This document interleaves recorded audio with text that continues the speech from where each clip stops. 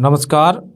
कार्यक्रम ऑपरेशन डोगरी शब्दें च थोड़ा स्वागत है। मैं थोड़ा कन्नै देवेंद्र सिंह ते मेरे सहयोगी शमीद मीर। इस कार्यक्रम च अस डोगरी दे जेह्ड़े शब्द लेइयै थोड़े सामने हाजिर होन्ने आं। हर एक दिन इक शब्द जेह्ड़ा होंदा ऐ ते अज्ज दा शब्द है साढ़ा सूंकां। सूंकां केह् होंदियां, केह् असर होंदा, वो मेरे सहयोगी जेह्ड़े स्पैशलिस्ट भी आखी सकदे तुस इ'नें ते जानकार भी आखी सकदे हो, ओह् एह्दे उप्पर तुसें गी जानकारी देङन ते बिच जेह्ड़ी चर्चा भी जेह्ड़ी कीती जाग ते कोई जेह्ड़े पराने ख्यालात होङन ओह् भी थुआढ़े कन्नै जेह्ड़े सांझे कीते जाङन। शमी जी, सभनें तो पैह्ले दविंदर जी तुसें गी जै डुग्गर ते साढ़े कन्नै साढ़े सहयोग दिक्खने आह्ले जिन्ने भी दर्शक न उ'नेंगी बड़ी जरूरी जै डुग्गर जै डोगरी ते जै भारत।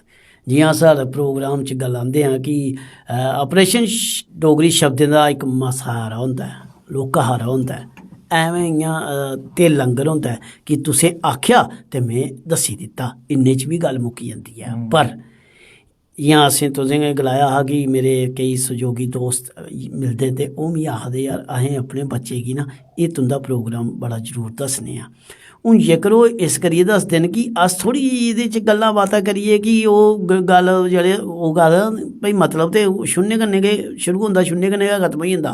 कि जियां तुसें सूंकां गल्ल कीता ते मैं मतलब दस्सां ते खत्म। फिर असें उसी अगर विस्तारपूर्वक ओह् की कुत्थें कुत्थें इस्तेमाल कीती जंदी ऐ, की इस्तेमाल कीती जंदी, की बोलेआ जंदा, ओह्दा प्रचलन की ऐ ते एह् की गल्ल करनी चाहिदी नेईं करनी चाहिदी, एह् साढ़ी जेह्ड़ी नस्ल है नमीं ते एह् उ'नेंगी समझना पता होना चाहिदा।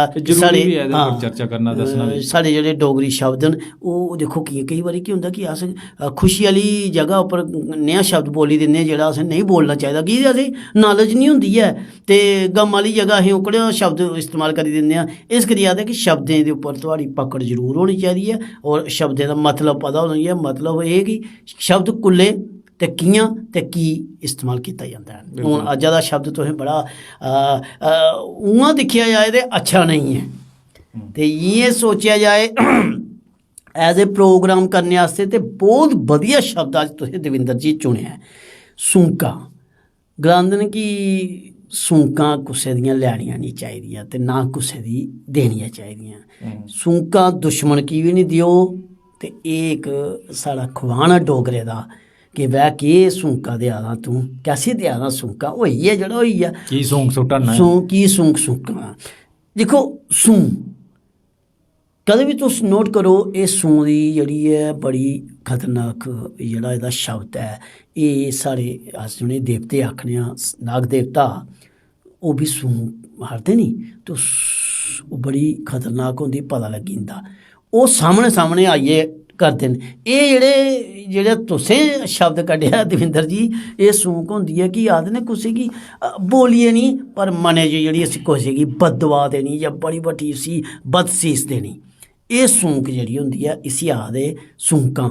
एह् सूंकां अच्छे आस्ते देओ कि जा पुत्तरा, जा भ्रावा, जा भैने, तू म्हेशा सुखी रह। ओह् सूंक जेह्ड़ी होंदी ऐ खुशी आस्ते बी पॉजिटिव बी तुस इसी इस्तेमाल करी सकदे हो, पर सूंक जेह्ड़ी ऐ ओह् गलत गै इसी बोलेआ जंदा है। हून जियां कुसै दे घर ब्याह कारज च तुस आखो ना देओ इसी सूंक, ओह् नहीं ना चलदी है। उत्थें ओह् आखदे देओ म्हाराज बधाई ते ओह् बधाई गै चलदी है दविंदर जी। ते इस करियै आखदे कि शब्दें दा जेह्ड़ा पकड़ है, शब्दें दा जेह्ड़ा मतलब है, एह् तुसें गी पता होना चाहिदा कुस वेले केह्ड़ा शब्द इस्तेमाल करना ते की बोलना। इस करियै आखदे सूंका ना कुसै गी देओ ना कुसै दी लाओ।